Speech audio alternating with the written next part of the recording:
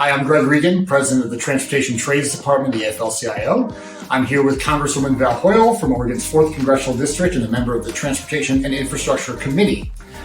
We are doing our first installment of On the Move, where we talk about infrastructure with members of Congress and the importance to their districts.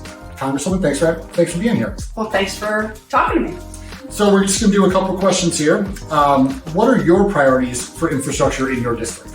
So there are a lot of things, and coming in after former chair of the Transportation Infrastructure Committee, Peter DeFazio, there is a high bar to meet, but we have a lot of bridges, a lot of roads that we need repaired, tunnels. I represent 250 miles, 2/3 of the Oregon coast. So we have a lot of ports, a lot of ocean infrastructure. My number one priority is getting a deep water container port built in the port of Coos Bay, because we have, as we saw during the pandemic, supply chain congestion on the West Coast, and this will allow us to take some of the 70% of containers going through Prince Rupert Sound to bring them back to the United States. Will also allow us, once we dredge that channel, to have offshore wind, and the entire project has MOUs for project labor agreements, so that entire port will be built union.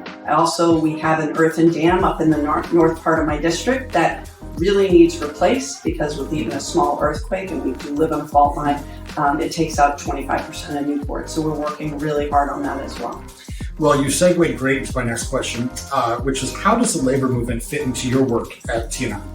So 30 years ago, the South Coast, which I represent, had the highest concentration of union members in the state. There were a lot of mill workers, a lot of timber workers, and when the timber industry crashed, we lost those jobs. We lost those union jobs, and we lost our middle class.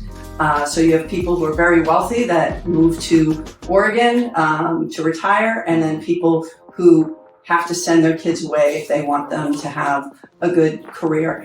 We want to bring back that middle class, and this project, the port, it's an eco port, so it would be a green energy powered port, would bring 8,000 jobs back to the South Coast, the 3 counties that comprise that area. That almost replaces the 11,000 jobs we lost with the timber industry. But these are good middle-class family wage jobs, and the jobs building this infrastructure will be union. So I think this is the union movement brings back the middle class, fights for workers to have better wages, hours, and working conditions. It's how I got to Congress, because my dad was a union president, I was a union member, my grandfather immigrated here and joined a union, and I want to see that for my district. Well, that is great to hear, and I swear I didn't write those talking points. Those are genuine coming from her. So what work on the TNI committee, even though I know it's only been 6 months or so, but what are you most proud of? I love this committee because it actually does work in a bipartisan way. I've put in a bill called the Pump Act to allow airline workers to be able to pump breast milk and have that privacy and have the time to do that, whether they're pilots or flight attendants. That was really good. And then a number of bipartisan infrastructure bills. I think that being able to working with Sam Graves, who's the Republican chair of the committee on this Coos Bay port, because the private company, it's a public-private partnership that is developing the port, is from his district. So it has been really, really good to be able to protect American jobs, whether it's for maritime workers, protecting the Jones Act, or again, bringing these projects forward that will make sure that the highest quality workforce that invests in their own apprenticeship programs for worker training are building America and building the South Coast of Oregon. It really is critical to make sure that not only we're investing in the new infrastructure, but we're investing in communities and in people, and making sure that we're able to sustain these communities in a responsible way. And there's no better way to do that than investing in union jobs throughout the country. And I do think that we think of union jobs specifically with the trades, which is important. And again, having that kind of training where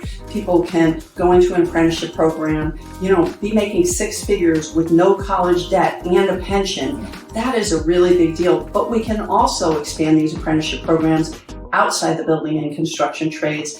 And that is my other passion, is making sure that we can have, registered apprenticeship programs inside and outside the building and construction trades to make sure that young people can get the jobs that pay well with the right training and the protections that the registered apprenticeship program provides. Great. So what is the largest infrastructure challenge or transportation challenge in your district? There are so many. I represent 83% of my district is forest land, and we have a lot of aging roads and tunnels and bridges out on the coast, and the coast has there's a lot of weather, there are a lot of landslides. I mean, we desperately need to invest in our infrastructure, and specifically in our rural communities.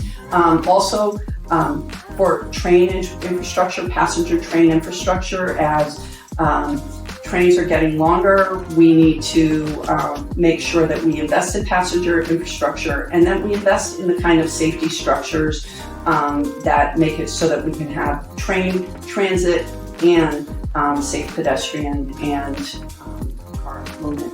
Excellent. And last but not least, what is your favorite mode of transportation?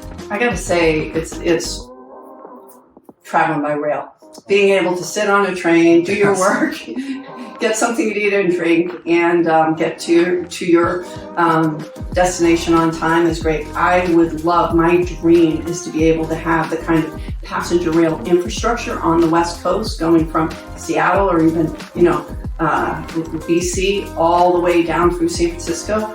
That would be fantastic, and that would take a lot of investment in infrastructure, but I think that's what we should be doing. Other first world countries are investing in their infrastructure, and we're lagging behind. And I'm really proud of the president, and also for my former Congressman Peter DeFazio on leading on the Bipartisan Infrastructure Act and the money that is going to come from that. But now we need to make sure that money gets into districts like mine, and we get those shovels in the ground and money in people's pockets. Well, we look forward to working with you on that. I've ridden the train between Seattle and Bellingham before, and it is beautiful. And there's no better way to go up and down the coast there. So that is our first edition of We Move America. And thank you, Congresswoman. It's been a pleasure to talk to you. Same. All right. Take care.